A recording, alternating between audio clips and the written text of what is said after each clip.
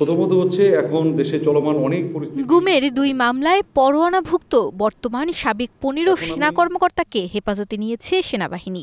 শনিবার ব্রিফিংয়ে তথ্য জানিয়ে সেনা সদর বলছে, তাদের কোন আইনে বিচার করা হবে তার আইনি ব্যাখ্যা প্রয়োজন। প্রথমত হচ্ছে এখন দেশে চলমান অনেক। তবে আন্তর্জাতিক অপরাধ ট্রাইব্যুনালের চিফ প্রসিকিউটর বলছেন, গ্রেপ্তারি পরোয়ানা যথাসময়ে যথাস্থানে পাঠানো হয়েছে। কেউ গ্রেপ্তার হলে তাকে ২৪ ঘন্টার মধ্যে আদালতে হাজিরের বিধান রয়েছে। যদি আদালত আপনাকে আটক রাখার অথরিটি দেয়, কেবলমাত্র তখনই আপনি আটক রাখতে পারবেন।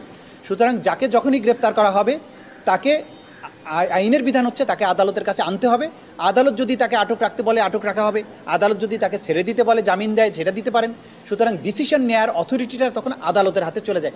তাজুল ইসলাম বলেন, আন্তর্জাতিক অপরাধ ট্রাইব্যুনাল আইনেই গুম খুনের বিচার হবে। যে ইন্টারন্যাশনাল ক্রাইমস ট্রাইব্যুনালস অ্যাক্ট 1973 এটা একটা বিশেষ আইন তৈরি করা হয়েছে সেনাবাহিনী, নৌবাহিনী, বিমান বাহিনী, গোয়েন্দা সংস্থা, ডিসিপ্লিন ফোর্স, পুলিশ বাহিনী, এই সমস্ত ডিসিপ্লিন ফোর্সের বিচারের জন্য বিশেষভাবে তৈরি।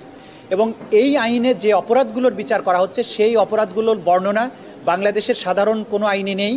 Even army act, navy act, এয়ারফোর্সের যে আইন আছে নিজস্ব আইন সেখানেও নেই। এই আইনটা যেহেতু সকল আইনের উপরে প্রাধান্য পাবে, সুতরাং এই আইনের বিধানে যা কিছু বিচারের প্রক্রিয়া আছে সেই প্রক্রিয়ার মধ্য দিয়েই সবাইকে চলতে হবে, এর বাইরে যাবার কোনো সুযোগ নেই।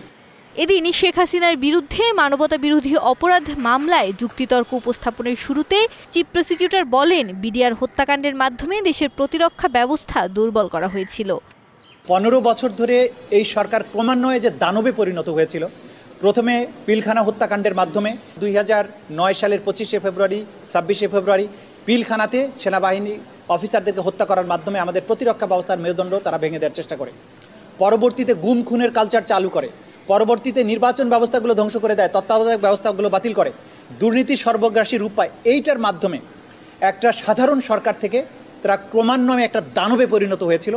প্রসিকিউশনের যুক্তিতর্ক উপস্থাপন শেষ হলে পাল্টা যুক্তি দেবেন আসামি পক্ষের আইনজীবী। পরে যুক্তি খণ্ডন করবে প্রসিকিউশন। এরপর মামলাটি রায়ের জন্য অপেক্ষমান রাখা হবে।